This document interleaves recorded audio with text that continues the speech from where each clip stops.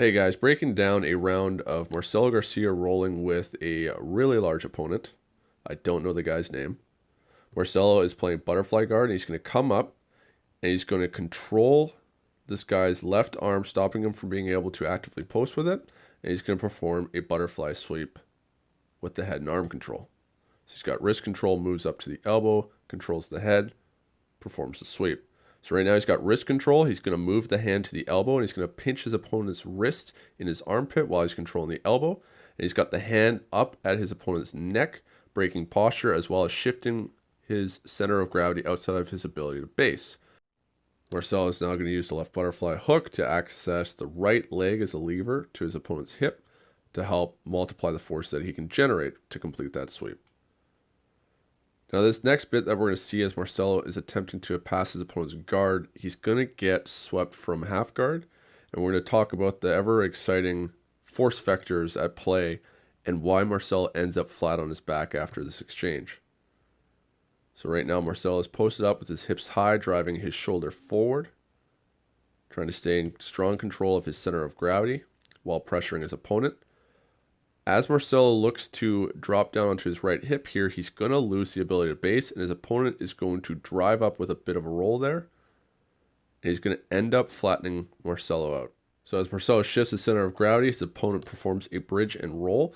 And so Marcelo's shoulders and hips are pointing in the same direction right now. We want to think of Marcelo's torso like a box. Right now, Marcelo is posting on his right arm, and so that's reinforcing the right side of this box of his shoulders, keeping him upright. But the problem is that his opponent is actually going to be driving into the left side of Marcelo's body, because his opponent is going to be dropping his hips and moving around to that side. Because Marcelo doesn't have a post that way, that right shoulder, the left shoulder, sorry, is going to be accessed kind of like a lever to the torso, and it's going to drop him back. Marcelo recognizes this. This is why he posts both hands backwards, and he tries to switch to the other side. However, he's dealing with an opponent that's very strong. So now we can see, once again, this is the alignment of the shoulders. And now Marcelo is posting the left arm on the mat, which would be strong to reinforce any kind of force trying to drive down to that shoulder. However, his opponent is going to drive the weight back down into his elbow, which is now going to access the shoulders as a lever. And it's going to drop Marcelo's right shoulder down to the mat. Oh, that was a bitch to explain, so I hope that made sense. Fuck math.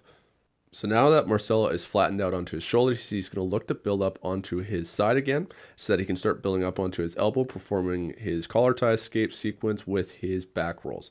So are you guys ready for more force vectors? I don't care. Let's look at this. Marcelo is properly turned this way. His chest is no longer pointing towards his opponent, so now his shoulders are in line with his frame, and now he can oppose the force regardless of how big and strong his opponent is.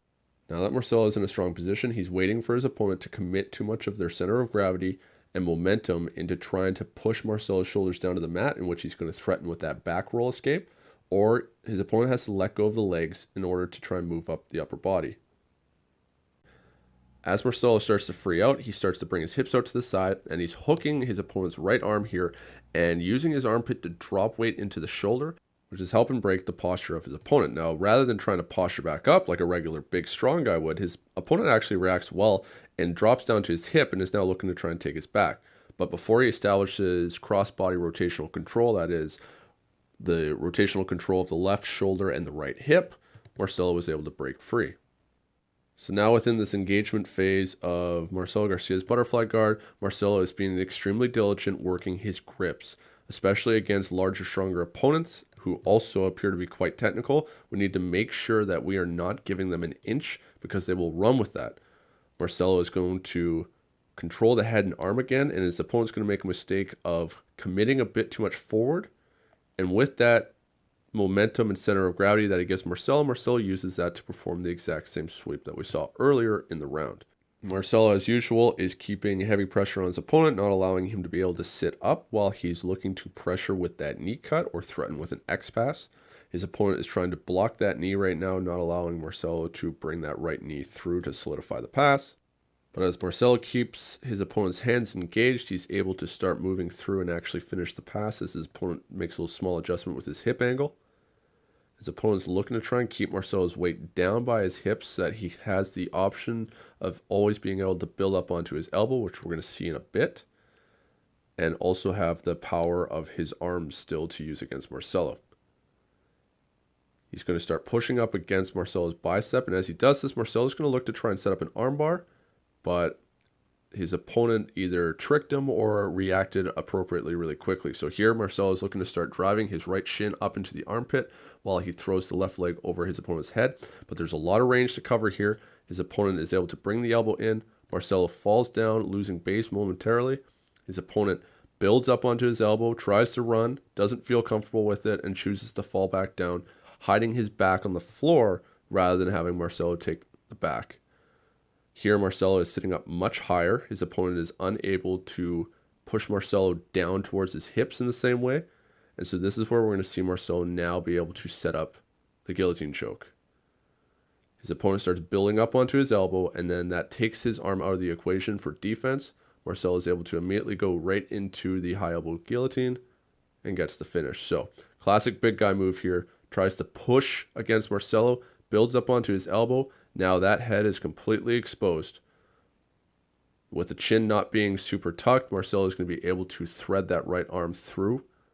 And he's going to throw his left leg up and over top of his opponent's shoulder to make sure that that right arm can't engage in the hand fight very well as create momentum that's going to help him be able to roll into mount rather than having to risk trying to finish it from bottom, which can always risk losing the position entirely. So not much else to talk about in this round. It was an excellent round watching one of the best jiu-jitsu practitioners in the world take on a much larger, stronger opponent who also is quite technical. I hope you guys enjoyed.